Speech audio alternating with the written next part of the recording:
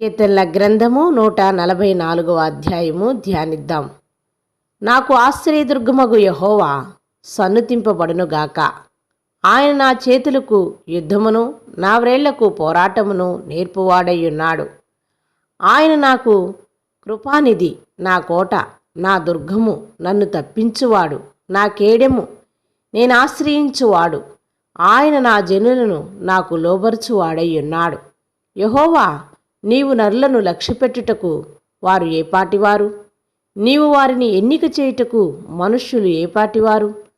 నరులు వట్టి ఊపిరిని పోలియున్నారు. వారి దినములు దాటిపోవు నీడవలే ఉన్నవి. యెహోవా, నీ ఆకాశమును వంచి దిగి రమ్ము. పర్వతములు పొగరాజునట్లు నీవు వాటిని ముట్టుము.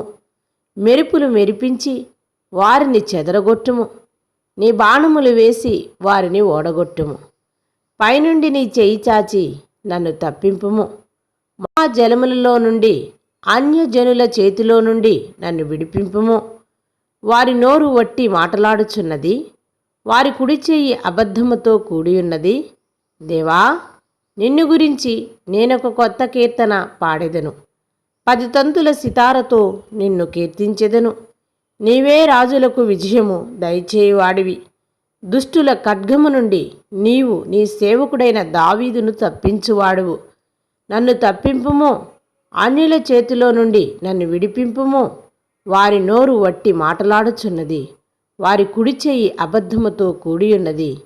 మా కుమారులు తమ యవ్వన కాలమందు ఎదిగిన మొక్కల వలె ఉన్నారు. మా కుమార్తెలు నగరికై చెక్కిన మూలకంబముల వలె ఉన్నారు. మా కొట్లు నింపబడి పలు విధములైన ద్రవ్యములకు నిధులుగా ఉన్నవి. మా గొర్రెలు 1000 కొలదిగాను 10,000 కొలదిగాను మా గడ్డి బీళ్లలో పిల్లలు వేయుచున్నవి. మా ఏండ్లు గొప్ప బరువులు మోయగలవి. మా వీధులలో చొరబడుటైనను ఉరకలెత్తుటైనను లేదు. వాటిలో శ్రమగల వారి మొర వినబడుటనైనను లేదు. ఇట్టి స్థితి గల వారు ధన్యులు. యెహోవా తమకు దేవుడు గాగల జనులు ధన్యులు. ఆమేన్.